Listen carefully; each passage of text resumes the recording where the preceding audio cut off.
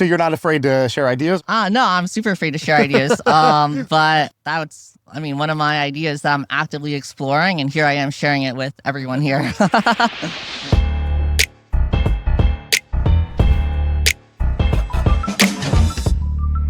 We should address the elephant in the room. Why are we on a plane?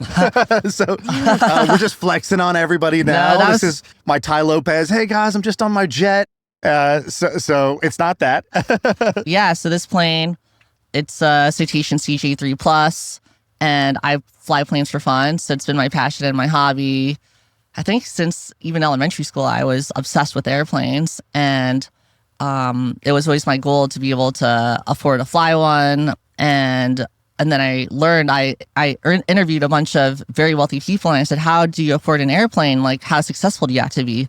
And the secret was, you don't have to be that successful. You just have to have a big tax bill and good cash flow.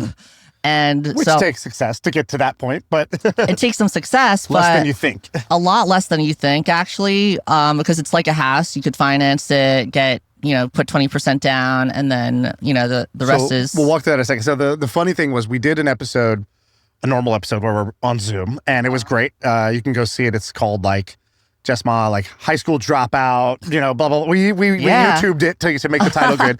But I don't know, 300, 400,000 people have listened to that interview across all the platforms. And I wanted to do a second one, and you were like, hey, I'm in town. If you can kind of meet me here. I was like, all right, let's go. I'll meet you there. And the second thing is, you're actually great with tax hacks, and you're better than my accountant who I pay. I pay this guy to be like, hey, come up with ideas that I can lower my tax bill legally, but how can I do it? What are the ideas? Uh-huh. And he's idea poor, you're very idea rich. And so I thought, okay, it's kind of fitting, because one of the things we'll talk about at the end is you've talked to a lot of rich people and tried to learn what are the options, what are the possibilities as far as taxes goes. And that's, I want to learn that from you. Yeah, we'll talk about that as it relates to business ideas, but as it relates to tax ideas, it's actually a pretty similar process. I'll just talk to as many people as possible. And I think the mistake people make with taxes is they have their one tax person, and that person worked with their parents and they've been loyal. But actually, this is a very bad place to have loyalty. It's really good to talk to, right. I've talked to dozens of tax... promiscuous. You want to be very promiscuous here. I've talked to dozens of tax attorneys and tax accountants about their ideas, and I just keep track of all their ideas. And then I talk to all my friends, ask them for their tax ideas and consolidate it. That's so true. There's this weird loyalty. It's yeah, he's been doing my taxes for 4 years. Yeah, but nothing has changed, and you want to get ideas from everybody. So let's do this plane real quick. So a plane like this, what does it cost roughly? What do you have to put down? And what is the tax savings on something like this? Just a mini tax lesson for this plane. Yeah, mini tax lesson. And then we go into more detail on this on the last episode I did with you guys. But this is a $12 million plus airplane. And you could put 20% down on the airplane. I got this pre-owned, so saved a few $1,000,000, and it's just good as new. So you put down roughly $2 million.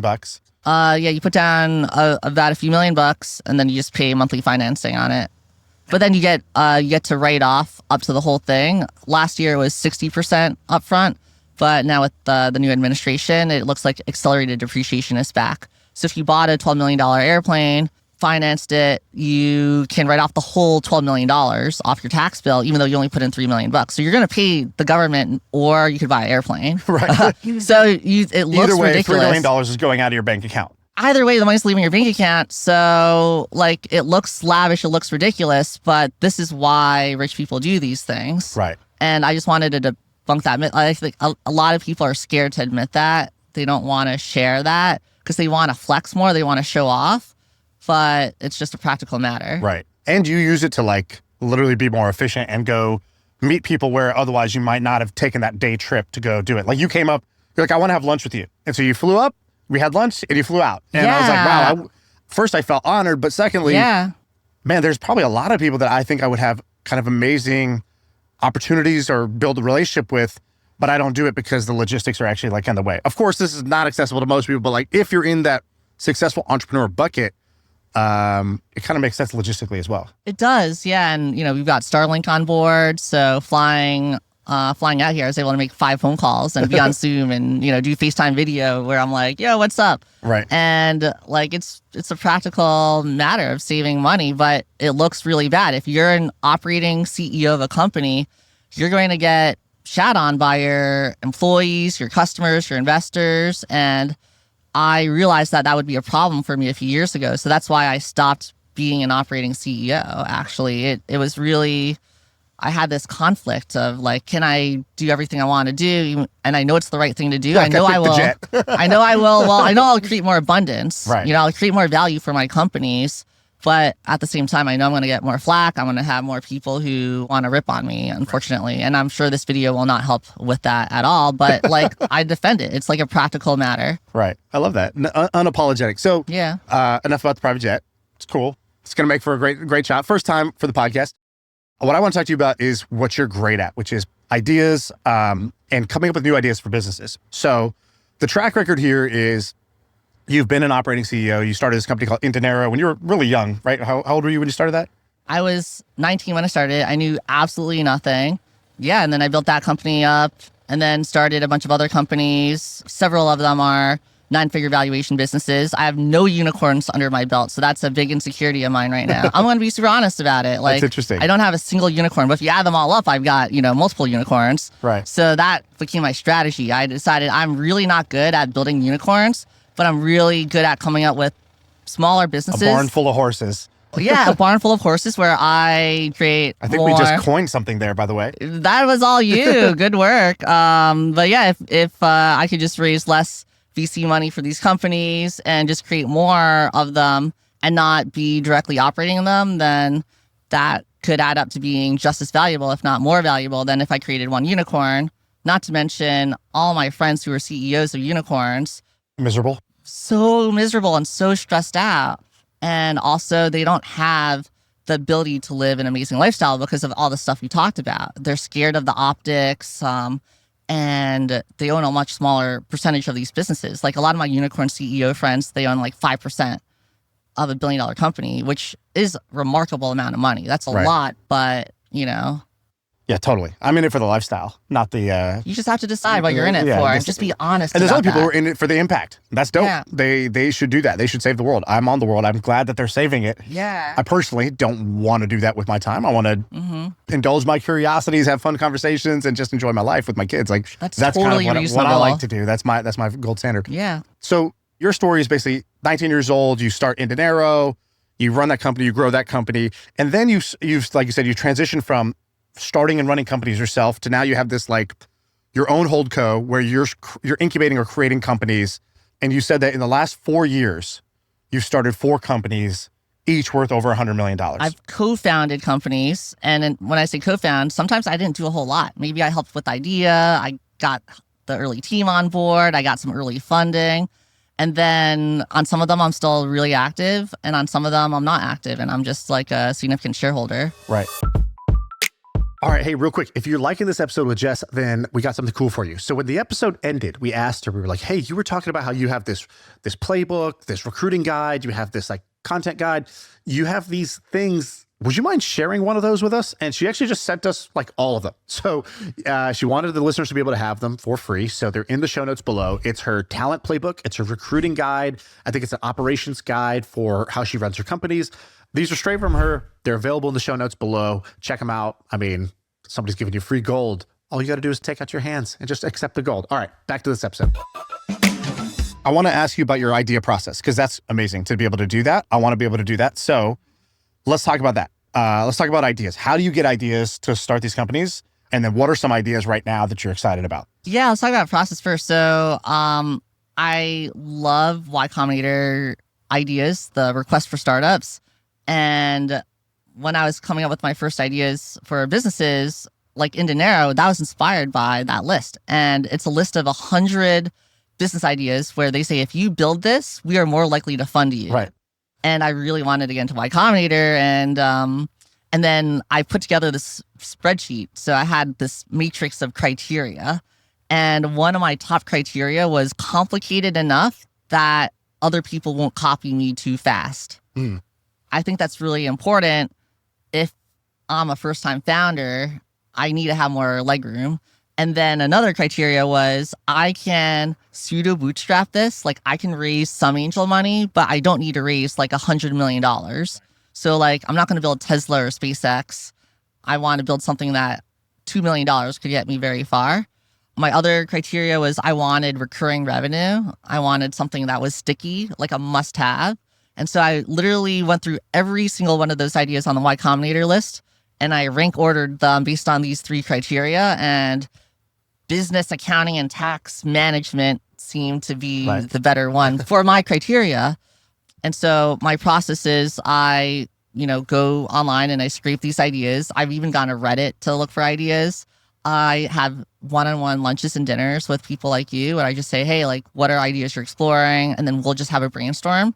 But none of the ideas I've actually worked on came from me sitting in a room with a whiteboard and just like coming up with stuff. Yourself. Yeah, that's never worked out. I've tried it, by the way, with no success. Okay. So you had this thing on your phone. You had like this idea database. Yeah. There's like 300 ideas. Uh-huh. And you said, I'll show some of them today. Yeah. Even though these are things you might still go do, I think. I might still do some of these. So do you want to give us a couple of them? Absolutely. It's called the Idea Hopper. So actually, let me pull it up on my phone real quick. Okay, great.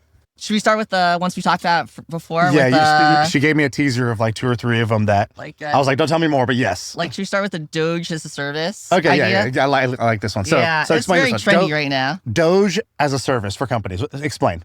Yeah, I mean, most companies have so much waste. You have people who barely show up or they're phoning it in. And I have friends who say, oh, yeah, like I've, my husband quit his job. He's like working 2 hours a day and no one's tracking it. So he's available to hang out.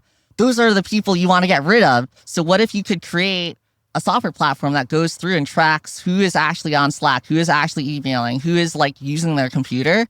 And if not, then they're fired. So DOGE is a service for companies. And so it would be a team of consultants. It'd be a consultants plus AI. How would you do it? I think AI could do a lot of it. I also thought that if you're an enterprise, then you could sell this to consulting firms like McKinsey or BCG or whoever and say, hey, you guys can offer this to the CFO. Oh, they're already in there. They're already in there. And that makes you seem more valuable as a consultant because you could say, hey, we could demonstrate that we'll save you hundreds of millions of dollars. You'll pay us only $20 million. And this AI did all the work. Yeah, that's actually pretty interesting. I don't think enough tech teams build tools for the consultants who have already done the sale. Because what McKinsey's amazing at is they got this relationship with a Fortune 100 company. They're on retainer. They're getting paid millions of dollars a year. And if you can sell them a tool that either helps them land and expand that contract or just save overhead in actually like executing that contract, that's going to be pretty valuable. Like if I was like building AI right now, I would not be trying to make something that like, I'm going to not only build the tool, but also figure out all of the go-to-market. Maybe you could actually just sell this to consultants who already have the go-to-market done. Exactly. That's one of my ideas that I'm actively exploring, and here I am sharing it with everyone here. Hey, so you're not afraid to share ideas, or what's your philosophy around that?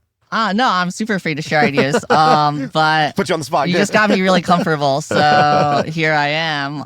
This is an idea I've been playing around with for a few months and I really like it a lot. Okay, I like it. I didn't want to be one of those people who said, okay, here are my shittiest ideas. Now you go do them. Right. I think that'd be just really lame. Totally. All right, what else you got? So DOGE as a service, that's one I like. So again, this is the trendy category. Okay. Another idea is everyone says SaaS is dead. Agents are the new thing. Well, what if you could build vertical agent as a service for an industry? So, for example, build a library of agents for dental offices or for auto mechanics, right? Or for, clothing designers or manufacturers or whatever, or distributors. So there are all these industries, but where they need their own very unique library of agents to automate their tasks. And you can go really deep there. So this is more of a thematic business area, which will be, I think we're going to see thousands of businesses doing this. Right. So, so somebody's building a tool. And so you're saying you don't even have to build the agent. You're like, there's going to be somebody who builds an agent that's about picking up a call and booking an appointment, let's say, appointment booking agent. So what you used to have pay a receptionist to do, now AI is pretty damn good. It's going to be able to do that fully. Right. So you have horizontal companies right now that sell the voice agent for any industry. The problem is you still have to do a lot of fine tuning and work for if you're a dentist. Right. So what if you're a company and you look for all these off-the-shelf tools and make your own agents and plug them all in and tune it just for dentists? Right. And so it's plug and play. I'm a dental office. I can use your company, and it has like 100 different pieces of AI already baked into my workflow. That's the idea in a nutshell. Okay, I like and that. You should do this for an industry you know about. Like if you're passionate about, dental offices, then do it in dental offices. So that's shout out to anyone who's passionate about dental offices. This was your day. You got it. I know, but we recognize you. The more boring, the better. Yeah. That's the Constellation software model, right? So we invested in this company that's vertical SaaS, which was called Shop Genie. So we invested in it, and I think within a year or two, they sold for mid 8 figures. And what they did was they went to auto repair shops, and they were like, hey, guess what? Auto repair shops need a CRM. So there was always CRMs like HubSpot and others that they work for any type of business. And he's like, well, but auto repair shops have specific things that are, very specific for them. So they built a tool that was just for them. And then they went and they got like 3,000, 4,000 auto repair shops in like a year to use them.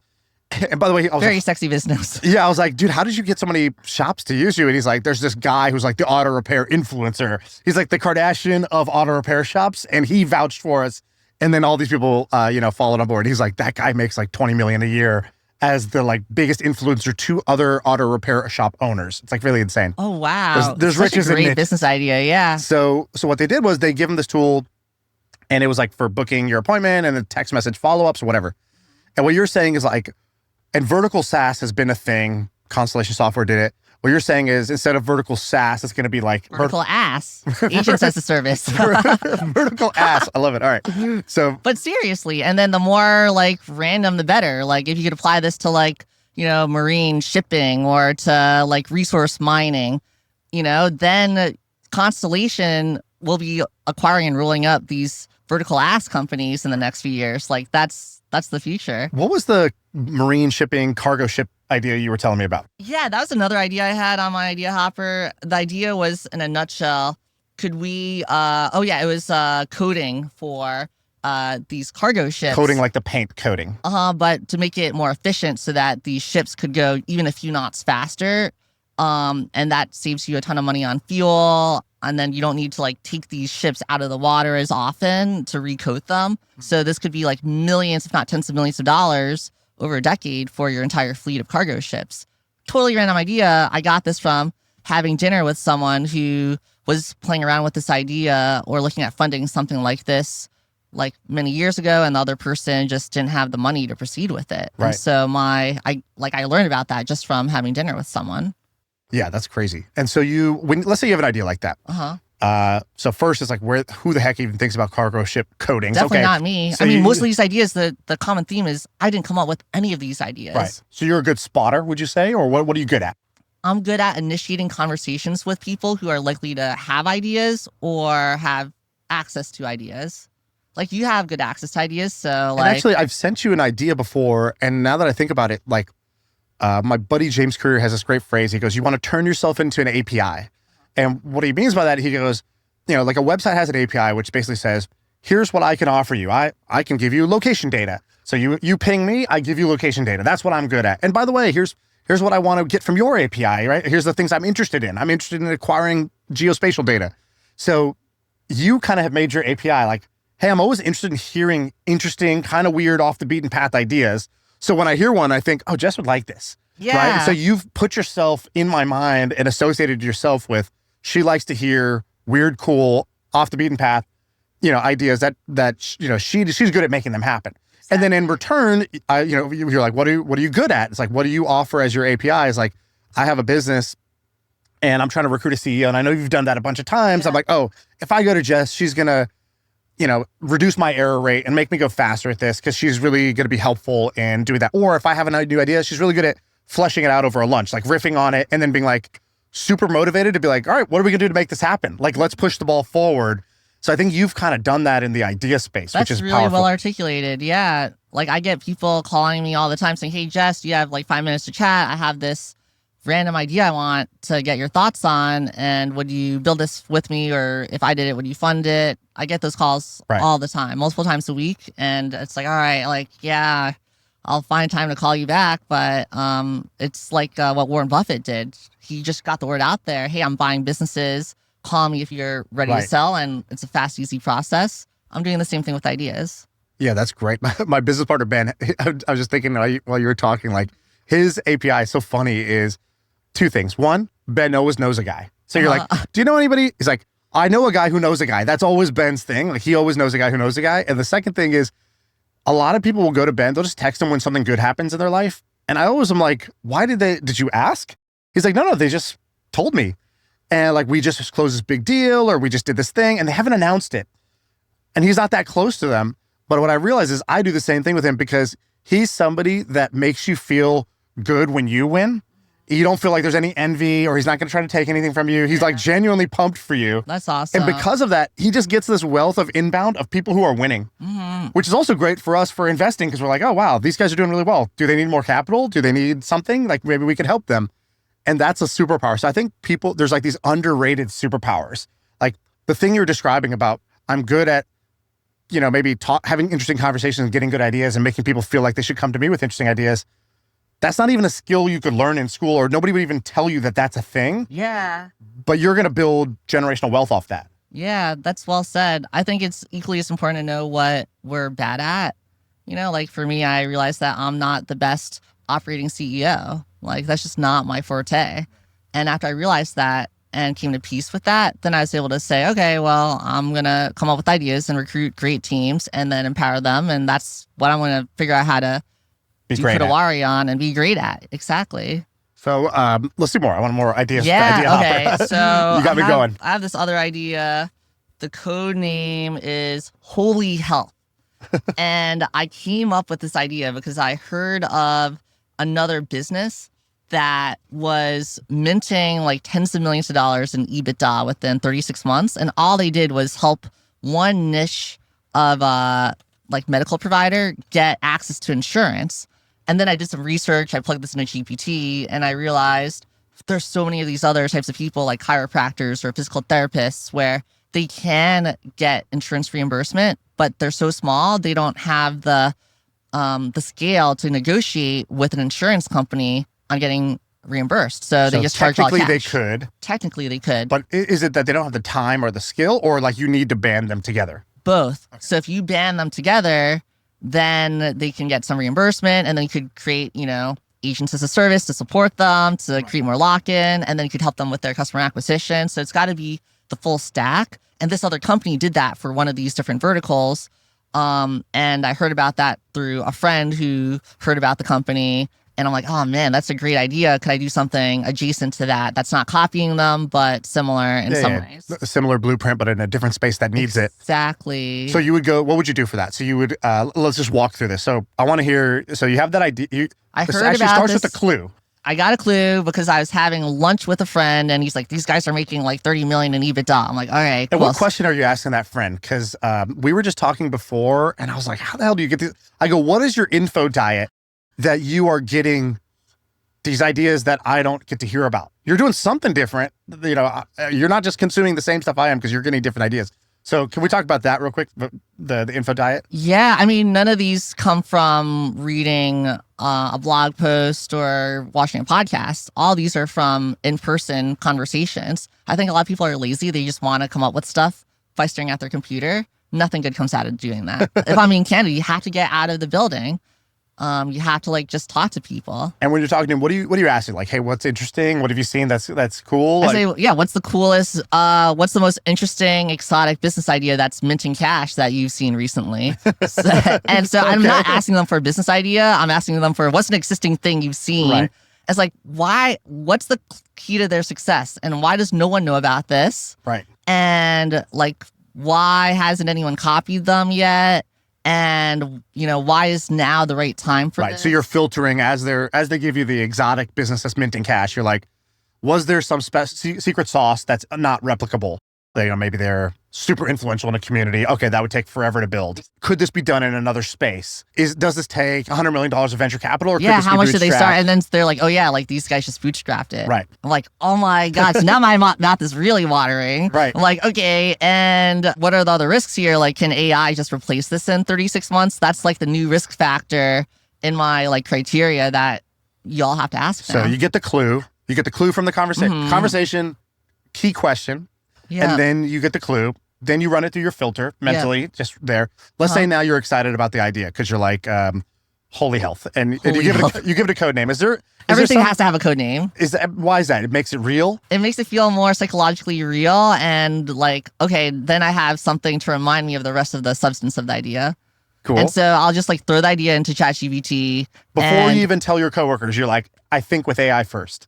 Yeah, exactly. I tell everyone, before you tell me anything, think with AI as well. Yeah. And so everyone does that. And I say, give me like 20 ideas of potential names for this idea. And then I just pick one. And this is the code name. And then we put it in the idea hopper. And then. Did you see the CEO of Microsoft went on a podcast? I think Dwarkesh's podcast recently. And he had this great line. He goes, my new workflow is think with AI and then work with my coworkers. Yeah. So he goes, I think people are thinking about like AI is going to replace your coworkers, your employees. AI is going to do a task. He's like, but right now the best use case is me thinking and sparring with AI to get clarity. And then I go work with my coworkers after that. Sounds like you're kind of doing a similar thing. Yeah, we definitely do that. And what we're trying to do is have all of our meetings be recorded. So even if it's in person, we're just like turning on granola and I have a big one of those conference speakerphone things. Yep. And it's just recording everything. And we're going to feed it in to create digital twins of all of us. Then have like basically thousands of versions of ourselves just brainstorming and sparring with each other to refine ideas even further. It's like those little like chess arenas or whatever where they train the AIs to just compete with each other until like until there's like a winning strategy. Yeah, and actually, how are you going to do the digital twin thing? We're actually training one based off of you as well. So we're gonna have it just watch every single video you've been part of, so it knows how to think like you. Be like, hey, bring Shaan into these conversations, bring Satya, bring Suk, bring Elon, bring like whoever, and I want all of them to like help battle test this conversation. That's amazing. And so that way I don't need to pay for you. You know that's useful if you just ask a question like, oh, what would Elon do in this situation? Or, take your most high agency badass friend who's not afraid and seems to have like clarity in the moment of a fog of war. If you just have that friend and you've hung out with them enough and you literally just ask the question, it's like they're in the room. And I know if that works, then an AI that's actually trained on them is going to be insane. Do you know how you'll do that? How will you create, like, what are you going to use to make them be Well, for AI? you, there's so much public content for my team members. That's why I'm making sure that they record every single interaction in the company with each other. And like, is there a tool to do that? Or are you going to make your own tool? It's or just granola to get the transcripts. Because once you have the transcripts, then you can just feed that into any of these. So any LLM will be able to like, it's going to do a pretty good job. Yeah, we should go into more advanced conversation on this, but that's interesting. Yeah, like 90%. People will, dude, it's so annoying. People are using my voice in ads all the time now, and I'm like, this is wild. I'm like, how do I sue you? I don't even know who you are. Right. Second thing is that, but I'm going to. Anybody who's doing it, I'm suing you. I'm actively working on that. I'm telling AI to figure out how to find will you sue to people sue for you. Yeah. But then also, working on that. Also, what was the other one? Writing style. So people will just put in ChatGPT and be like, write this in the style of whatever, because I've written a lot of content publicly.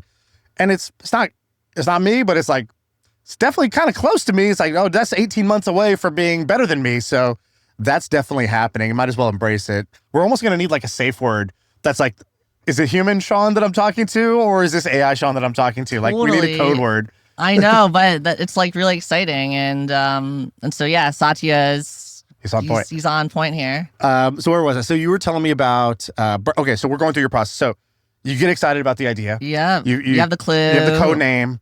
And you then have a meeting with your team. What are you doing in that meeting? What are you trying to do to advance that idea forward? Yeah, every week we have a R&D team meeting is what we just call it. And we talk about the ideas that we're playing with. And the problem here with Holy Health, because this was a live idea and it still is a live idea. Everything I've shared today is still live, by the way. And the problem is we just had too many of these ideas. I mean, we have hundreds of these ideas and we try to work on too many at the same time. And the problem is then you don't really advance any idea forward enough between each week meeting, and then we lose excitement. Right. So now the new rule is we're only going to have two, and we're going to take them all the way until they're busted before you replace and bring in another one. And so, like, what do you do? So you have the meeting, you pitch the idea. Do you have a way of kind of pitching it to your team, or what's happening in that meeting? In that meeting, anyone can pitch, so it's not just me. Everyone usually has different ideas, and so yeah, it's like, hey, here's a AI defensible idea, XYZ. Here's why it's a Maui idea. So we kind of have a common understanding on what a Maui idea is. Which is roughly what? It's roughly an idea that can cash flow, that doesn't require a lot of outside funding. We could fund it ourselves. And where it's like boring and complicated enough where random people are not going to copy us that easily or reverse engineer it that easily. Those are Maui ideas, and that's what I'd encourage anyone else to do as well. Okay. So like if you're an auto mechanic expert, then that might be your theme of idea. And we have that for like financial services in particular. Right. And so you, where do you leave that meeting? You say, all right, what are we going to do next?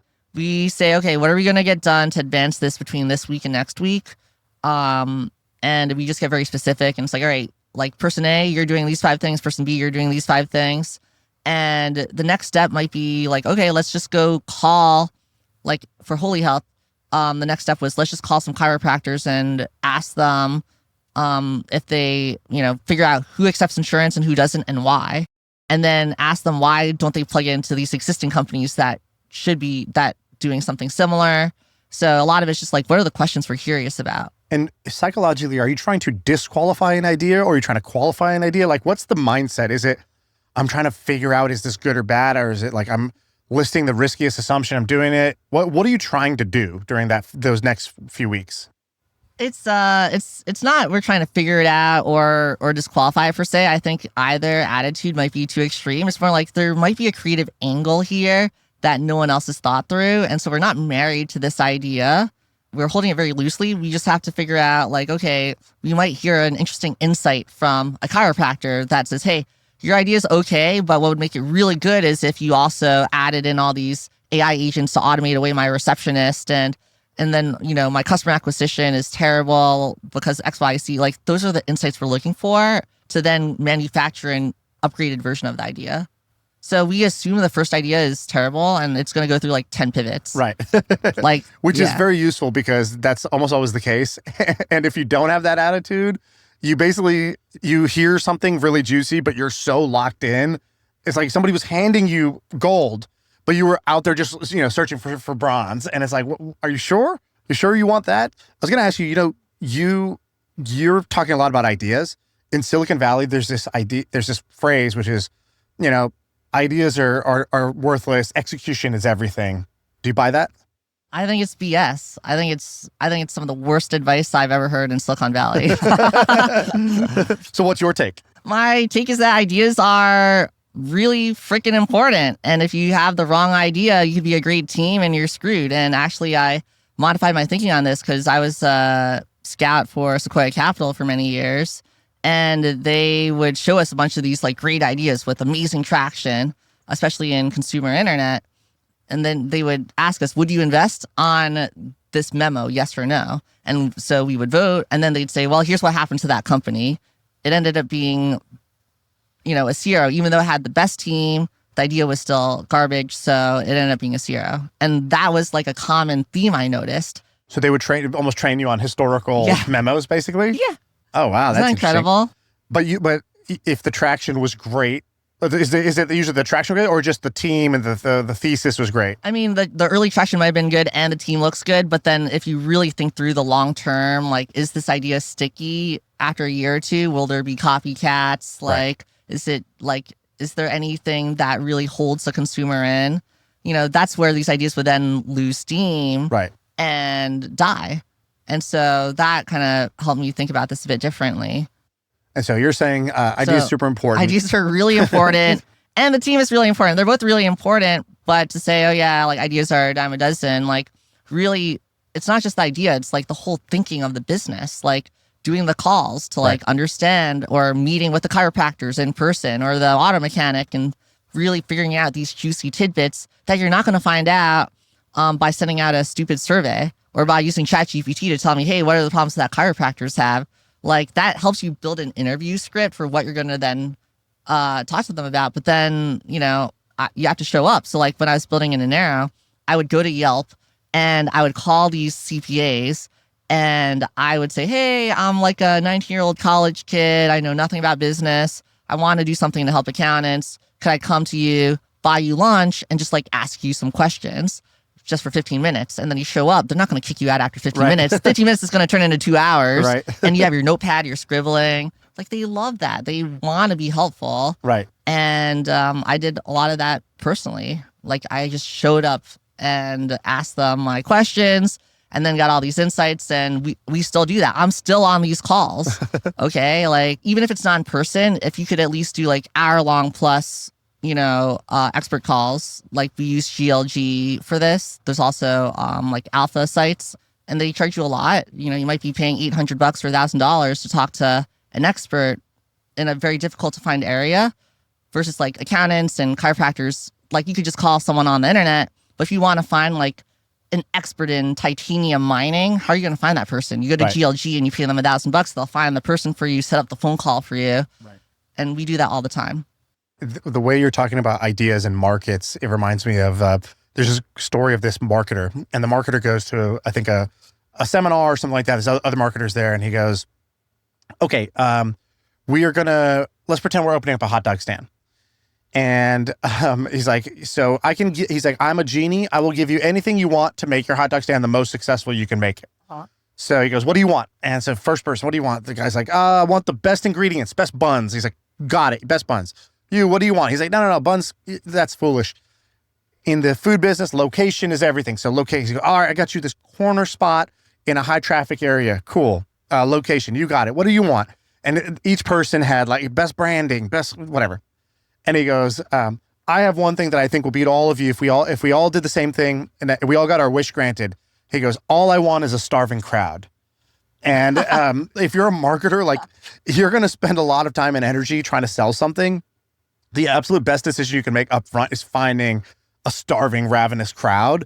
And it sounds like, when you say ideas, really the idea, what's underneath an idea is a customer or a set of customers who have like a real pain and like a desire to solve that pain. Like they are hungry and they're hungry for something. And if you just show up with even decent buns and hot dogs, like, they'll buy it, instantaneously. It's okay if it's a little cold. It doesn't matter. Yeah, that's a great story. It's about like, how acute is this problem? And ideally, one hallmark of a Maui idea is the customer doesn't have to pay anything. So in Holy Health, you don't pay to be on our platform. By being part of our platform, you make more money, you get more customers, and we'll take a cut of that in exchange for helping you grow your business. So you like that model because there's no friction. I love that model. It's like, why would you say no to that? It's like you're just saying no to more business. Yeah, that's like those companies that they'll negotiate with all vendors on your behalf, and like, whatever we save, we'll take 20%. You're saving nothing today. If I save you any money, I'll take 20%. And it's like, okay, go have at it. You were talking about, you had a couple other ideas. You had like a divorce one. What was that one? Oh, yeah. That was like, I had so many friends getting divorced and still do.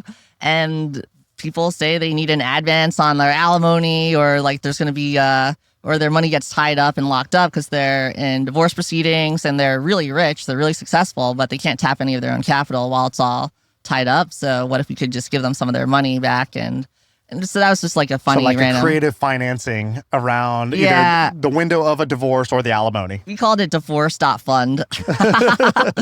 Didn't go forward with that one? No, I mean, people talk about it and we still joke about it, but there are other ideas that we got more excited about. So let's talk about failures, because one of the things you said to me before this. So many failures. You were like, I like your podcast, but sometimes you listen to people and it just sounds like I had this idea, it worked, I'm so great. Like that's a podcast problem.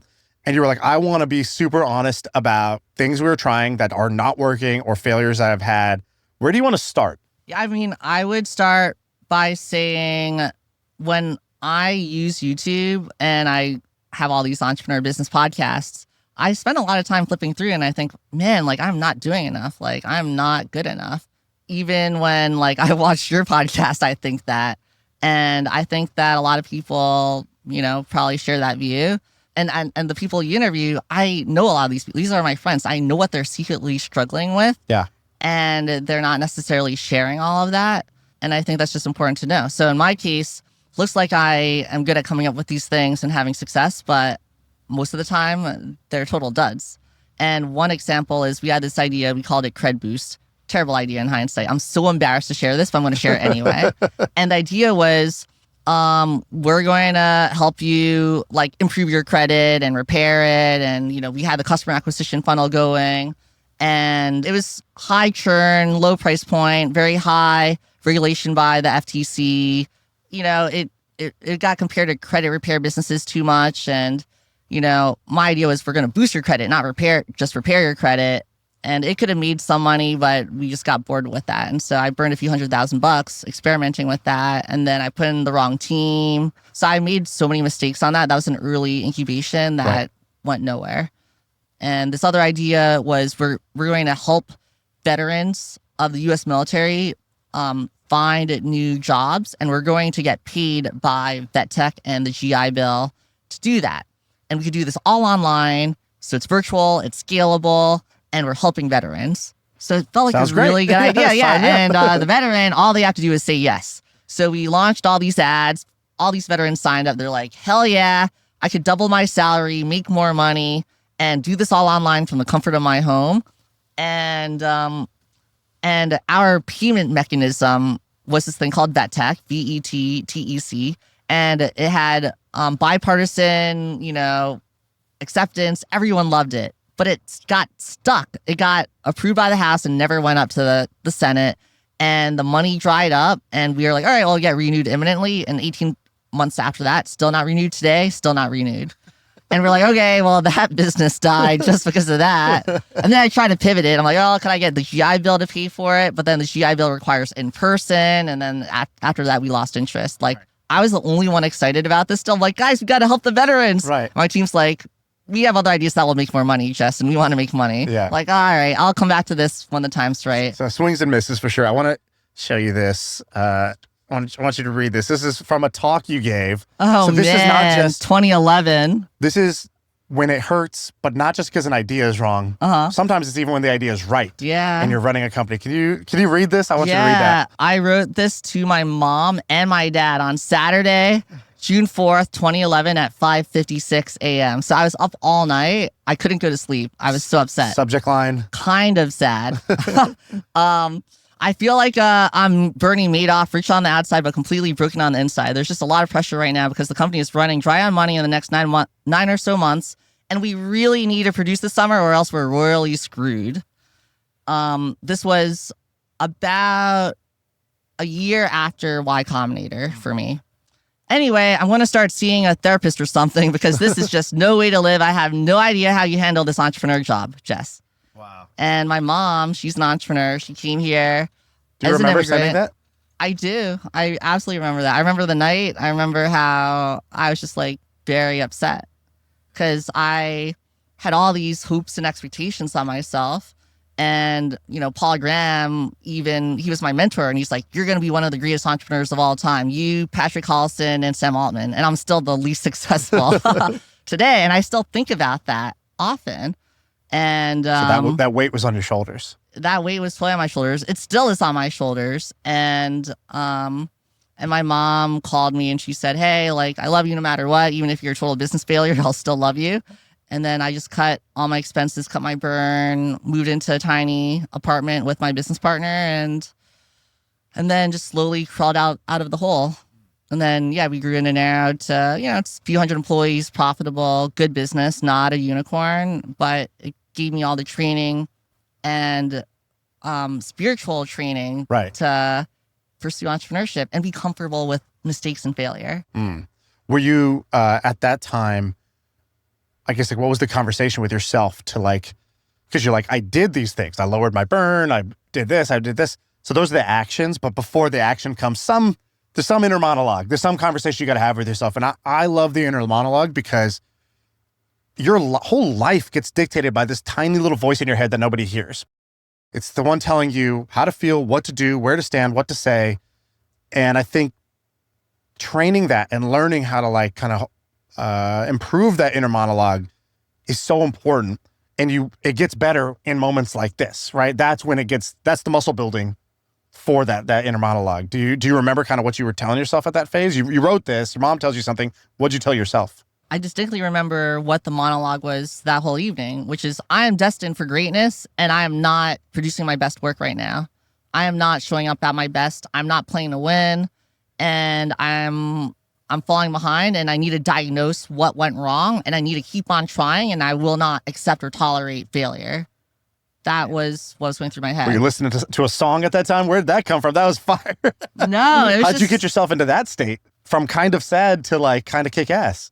No, that was sad though. That was not, it was not an empowered attitude. I was thinking that, but because I knew that that was my situation, then it went from like, all right, like I need to do all this or I'm screwed. And then like, all right, I'm really sad and I got to process my emotions. Right. Just get it out of me and, be honest with myself that I'm struggling. I need to ask for help.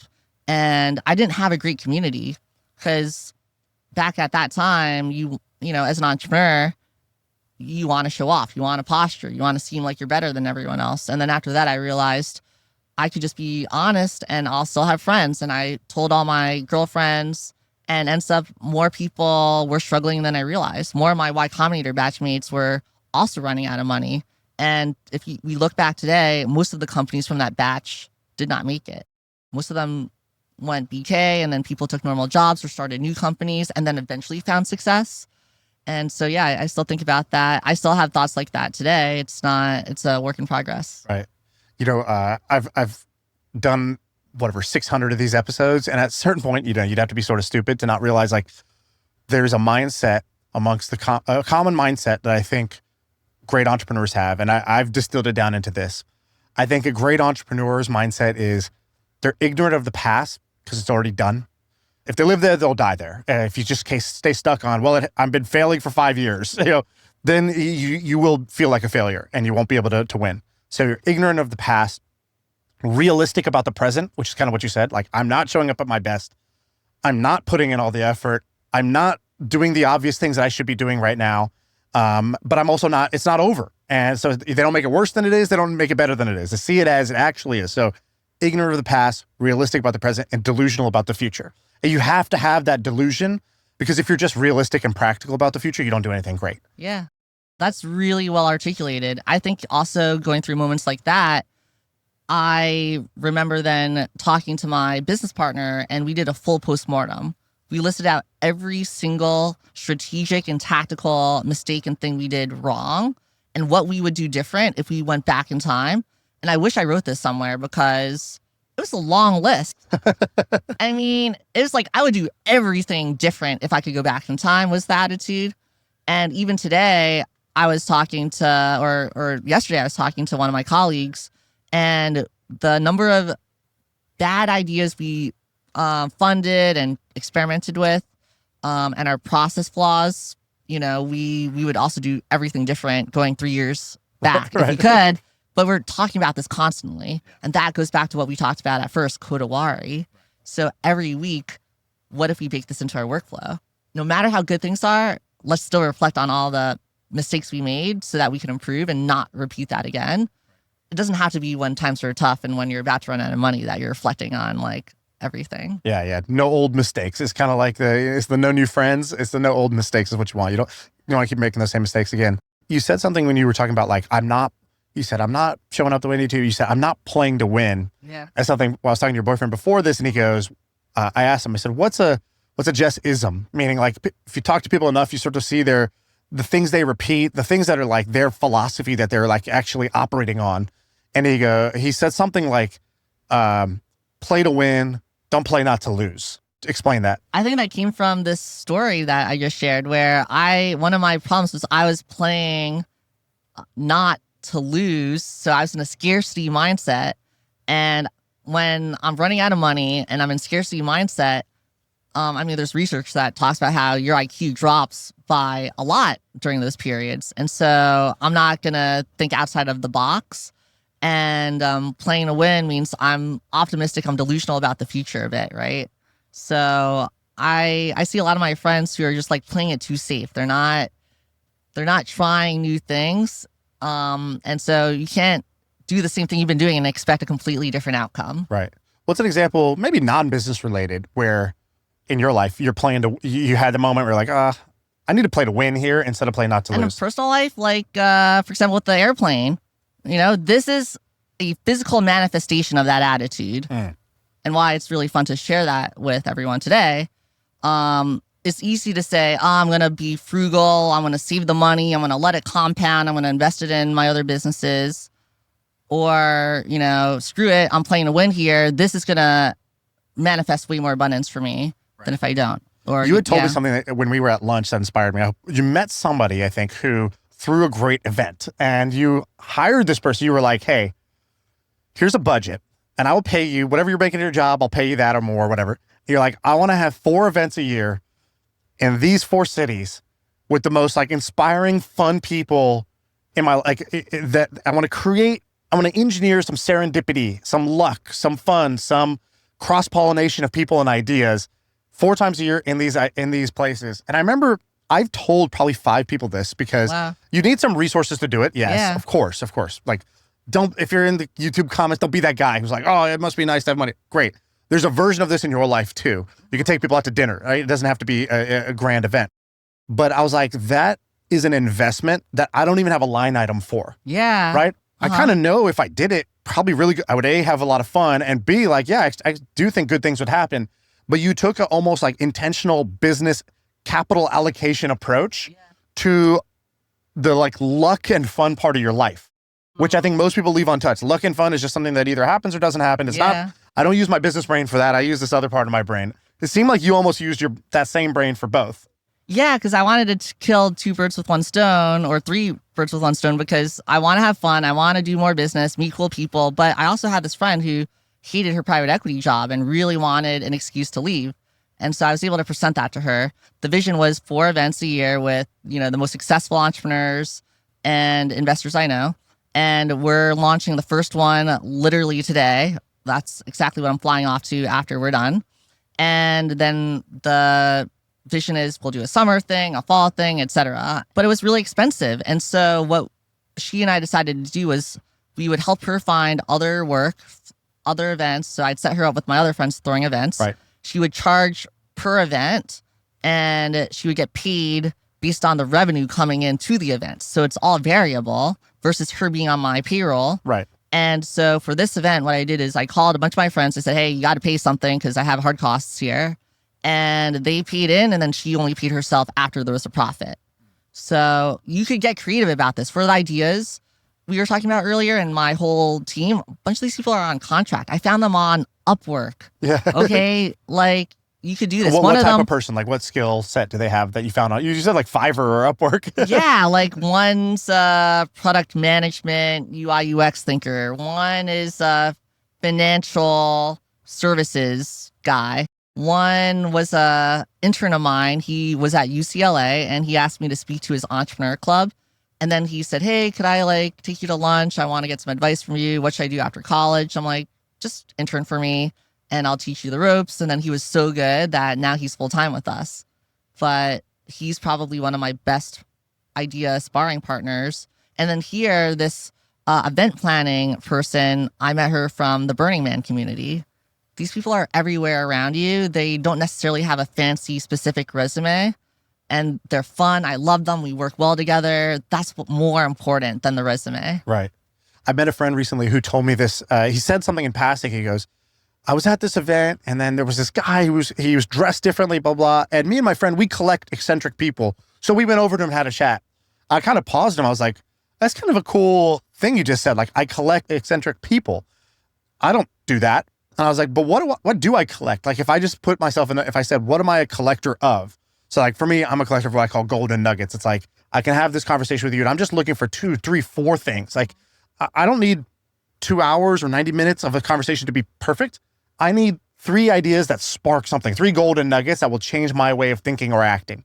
So I'm a great collector of those. I'm also a collector of like young talent. Like, I see somebody who's young, who's hustling or is talented in some way, I will like kind of really help them out because I want to A, stay young myself and be helpful, but B, I kind of want to be able to connect dots between young people and good opportunities or young people and funding or whatever it is.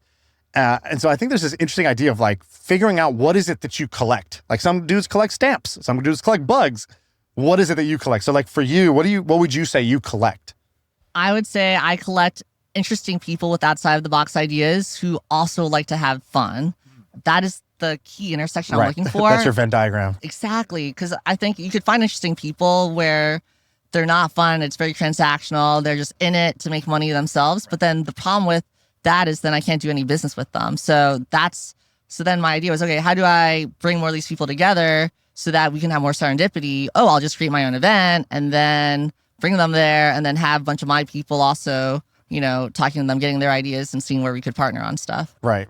Engineering the serendipity. Our buddy Nick Gray does a low cost version of this. So he used to do Renegade Museum tour. So he loved museums. So his Venn diagram was like fun people who are interested in going to a museum on a Friday night. And he would host he wasn't a part of the museum. He would just take people on a tour because he knew the museum better than the tour guides. And he would take them on a fun version of the tour. They'd have a drink outside beforehand. They would go in and they would do little fun things at the different stations. So that was one thing he did. Another way he engineers serendipity is he would throw these singles events where he himself was looking to date somebody, but he's like, well, I could just kind of do that. I can swipe left or right. Or is there something I could do more creative that will not only help me find someone amazing, but maybe even a bunch of our friends find somebody amazing. And he started hosting these singles events. And again, it's a pizza budget. It's not like it's super fancy. It doesn't have to be Doesn't have to be fancy, right? Does. And I feel like I need to say that because we're sitting on this jet. But yeah, I mean, most of the stuff we do is very cheap, cost effective, and pays for itself, and sometimes makes a profit. Right. So just taking that intensity to engineering some serendipity, I kind of love that. Before we leave, leave me with what are you currently nerding out about? I've been spending a lot of time thinking about cancer and oncology.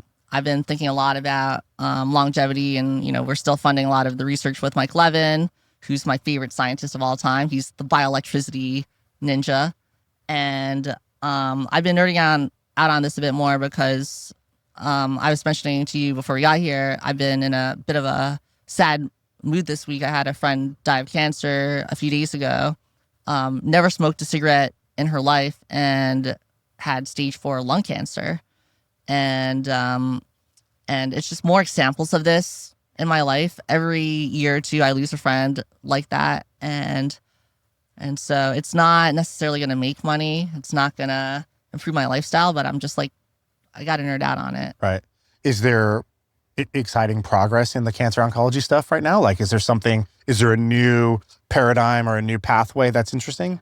Yeah, with Mike, he talks about how he's been able to use bioelectricity to normalize cancer cells. So everyone right now in the field is talking about how do you kill a cancer, right?